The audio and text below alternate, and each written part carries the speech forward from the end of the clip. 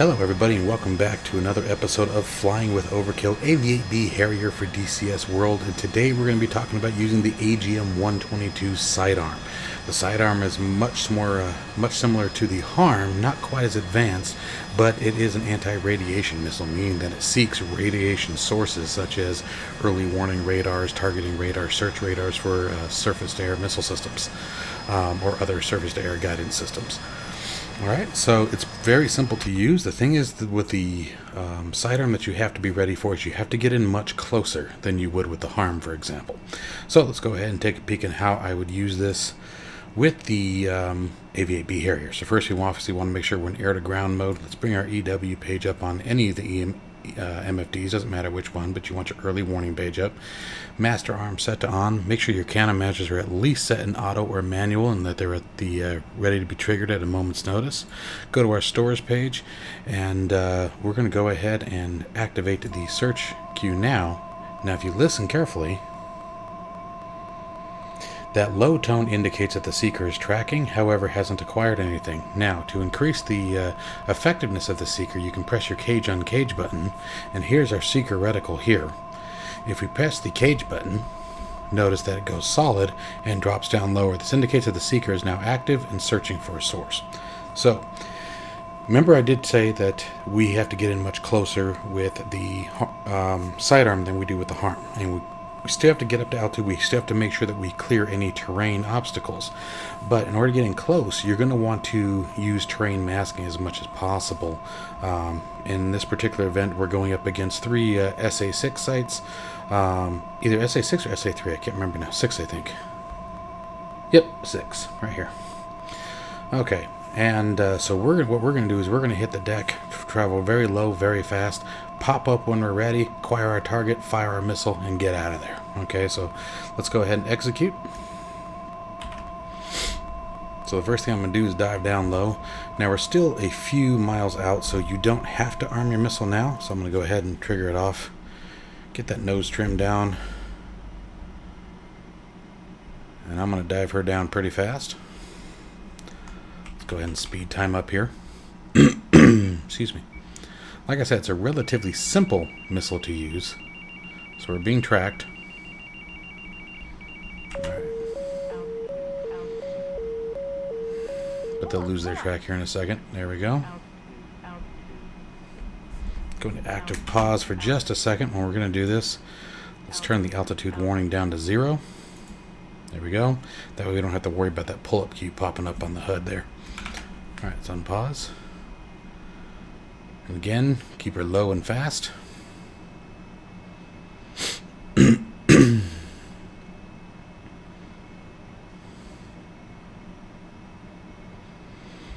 Sorry about the constant throat noises. I had a glass of milk before starting this recording, and that wasn't very smart, as dairy tends to give you that extra little tickle in your throat. Drives me crazy.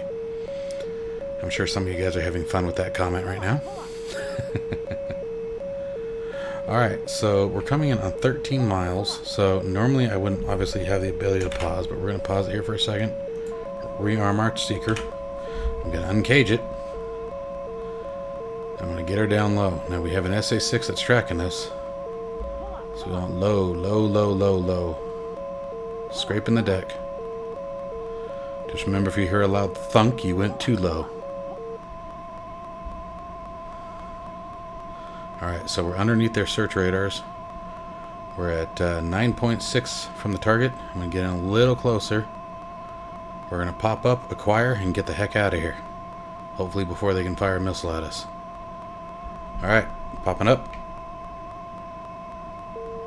Making sure I clear any terrain obstacles. Okay, there's a track right there.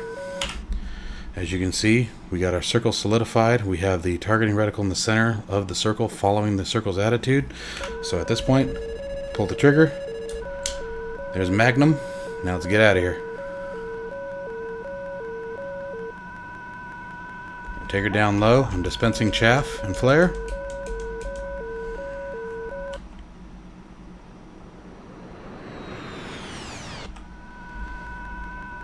At this point, we can go ahead and do a shift pause for a second and check out our missile, see how it's doing. And something you may find is And I may have done it. I may not have gotten high enough. If you don't get high enough, you're not going to clear the obstacles, and I don't think I did. I don't think I gave her enough altitude, but we'll find out in about 3 seconds here. Ooh, barely. Barely, barely, barely. Barely, barely, barely. Okay, so we got lucky with that one. And Shaq. So again, we'll try that one more time. We're going to get in close again. But again, remembering that I got lucky with that one. I barely got high enough. You have to make sure you get the aircraft above your obstacle points. You have to be aware of your surroundings, young Padawan. Because if you are not, your missile will smash into a tree, or a berm, or a building, or something other than what you wanted it to hit. Alright, so let's come back around again. We got one more. Actually, we got three more, excuse me. I didn't think we had that many on board. I thought I only loaded it with 2. Alright. So it's already tracked. So we're going to come up. And Magnum. And let's get her down. We just now started being acquired, so I'm not worried about chaff and flare. We have plenty of time to evade. Get her down low again. And we'll go back into an active pause and check out our missile and see how it does. This one looks pretty good.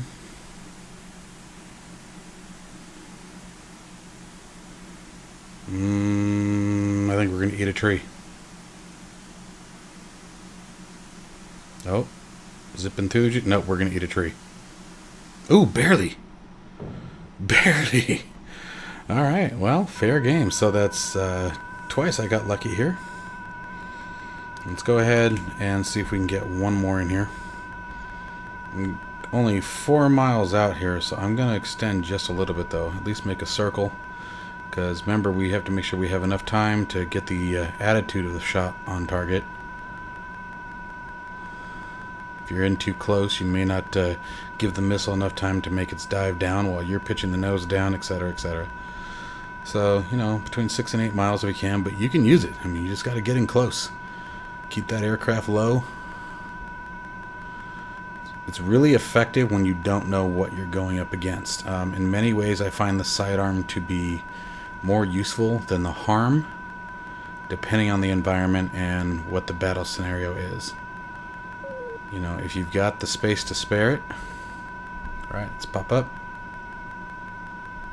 Listening for our acquisition tone. There should be one more sight out there.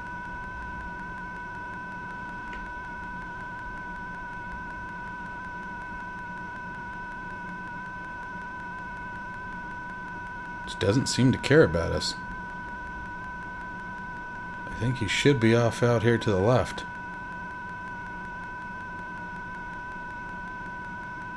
It's like they've turned his radar off. That's interesting. Yeah, I've got nothing on the EW page either. Sneaky little devils.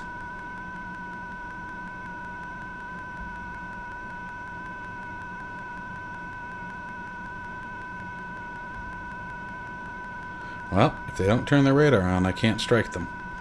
So, I guess we're going to go ahead and call it here, guys, but that is the basic principle of using I keep wanting to call it the harm, though. Basic principle of using the sidearm, not a whole lot to it, like I said. It requires more of that pilot stuff, if you catch my meaning there, in order to use it and stay out of harm's way. But it's actually a lot more fun to use in many situations, just because it gives you that adrenaline rush, you know.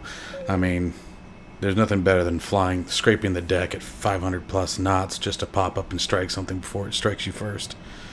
But we'll take it back down until we exit the battle area. But other than that, I hope you guys enjoyed this video. As always, make sure you hit that like and subscribe button. Any questions, comments, leave them below. Stay safe, stay healthy, and I will see you guys in the next one. Take care, pilots.